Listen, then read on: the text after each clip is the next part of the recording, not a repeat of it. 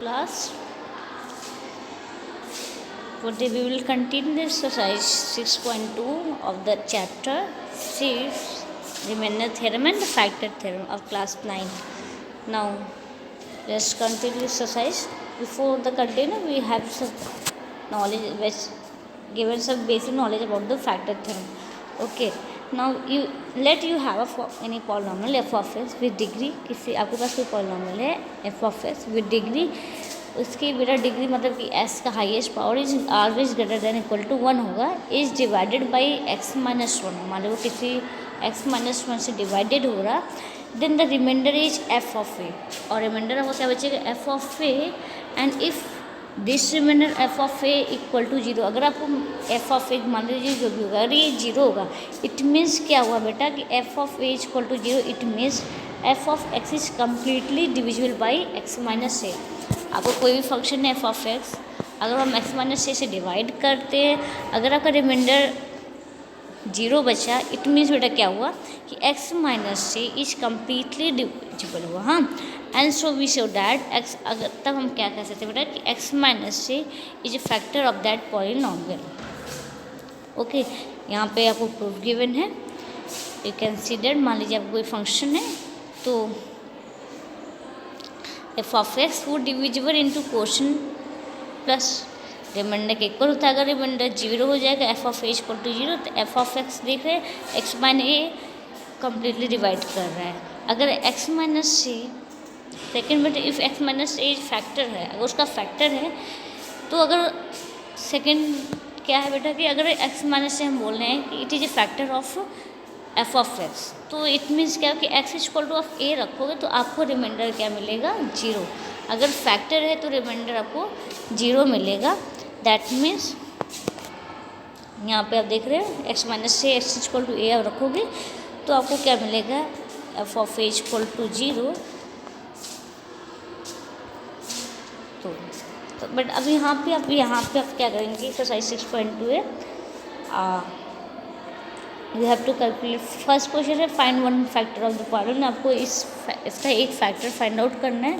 तो इसके लिए बेटा पहले इसको सिंप्लीफाई कर लो, उसके बाद हम एस की वैल्यू तो सिंप्लीफाई करेंगे. तो मान लीजिए मैं फंक्शन क्या 25x² minus 1 plus 1 minus 5x का होल स्क्वायर. तो 25x² minus 1 as it is रहेगा. 1 माइनस 5x को हम ब्रेक करेंगे का होल स्क्वायर क्या हो जाएगा बेटा ए स्क्वायर प्लस बी स्क्वायर का फॉर्मूला लगेगा. That is a square that is 1 minus 5x square 25x² रहेगा minus 2ab that is minus 10x. Okay, अब ये 25x² है प्लस में 25 तो 50x² माइनस 10x आप देख रहे हैं यहाँ पे 10 कॉमन है और x कॉमन है, तो दैट इज 10x कॉमन लेंगे तो आप 5x minus 1.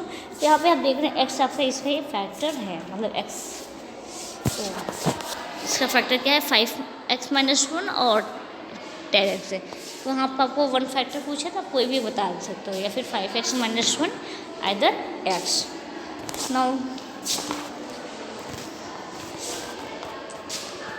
The next question में बेटा यहाँ पे फाइंड द फैक्टर. यहाँ पे क्वेश्चन नंबर सेकंड में आपको find the factor of the following.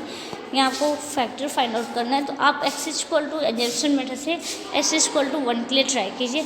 अगर s इक्वल टू 1 रखने पे इस फंक्शन की वैल्यू 0 आ जाएगी तो उसका फैक्टर है. अगर रिमाइंडर 0 होगा, अगर s इक्वल टू 1 लेंगे तो बेटा आपको रिमाइंडर मिलेगा. हाँ, तो अगर s इक्वल टू 1 पे अगर इस फंक्शन की वैल्यू 0 हुई, इट मीन्स बेटा रिमाइंडर 0 हुआ तो उसका फैक्टर होगा, अदरवाइज नहीं. तो अब हम ऐसे अदर वैल्यू के लिए चेक करेंगे. तो बेटा हम क्वेश्चन मूविंग ना क्वेश्चन नंबर थर्ड क्या है x plus 1 is a factor of f of x equal to 2x² plus k, then find the value of k. अगर f ऑफ x प्लस 1 इसका फैक्टर है फंक्शन का 2x² plus kx, तो वो k की value find out करना है. अगर फैक्टर है तो बेटा रिमाइंडर 0 होगा. तो x प्लस 1 फैक्टर है तो x इक्वल टू हम माइनस 1 रखेंगे. तो f ऑफ माइनस 1 क्या हो जाएगा, f of minus 1 equal to क्या हो जाएगा 2 ऑफ माइनस 1 का whole square plus k into minus 1. तो माइनस 1 का होल स्क्वायर बेटा 1 आएगा. 2 into 1 that is 2 and k into minus 1 that is minus k. तो k इक्वल टू यहाँ से आपको बेटा k की वैल्यू कितनी मिलेगी, k equal to minus 2, sorry k equal to 2 मिल जाएगा. तो आपको के की वैल्यू कितनी मिली, k equal to 2। Now we are moving on next question. Next question ये है, मान लीजिए if x minus 3 is factor of, if x minus 3 is factor of k square minus k x minus 2, तो आपको k की value find out करना है।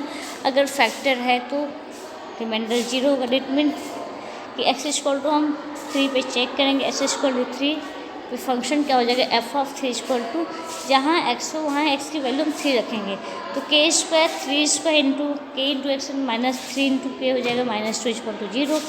फिर बेटा के 3 स्क्वायर 9 के स्क्वायर माइनस 3 के माइनस 2 इक्वल टू 0। अब आपको पास एक क्वाड्रेटिक इक्वेशन मिल गया, 9 के स्क्वायर माइनस 3 के माइनस 2 इक्वल टू 0। इस क्वाड्रेटिक इक्वेशन को ब्रेक करेंगे। आप इसके पहले चैप्टर में सीख चुके हैं कैसे क्वाड्रेटिक इक्वेशन को ब्रेक करते हैं। तो 9 के स्क्वायर माइनस 3 के माइनस 2 को ब्रेक करेंगे तो पहले के स्क्वायर और कांस्टेंट टर्म को मल्टीप्लाई करेंगे, तो दैट इज़ 9 इंटू 2 18 हो जाएगा। अब आप 3 को ऐसे दो नंबर में ब्रेक करेंगे जिनका मल्टीपल 18 हो, लेकिन उनको ऐड करने पर हमको -3 मिले, तो हम बेटा 6 3 या 18 कर सकते हैं। मल्टीप्लाई करोगे तो 6 3 आपको 18 मिलेगा, और 6 प्लस 3 के करोगे तो सॉरी -6 के प्लस 3 के आप करेंगे तो आपको क्या मिल जाएगा, -3 के। तो आप यहाँ से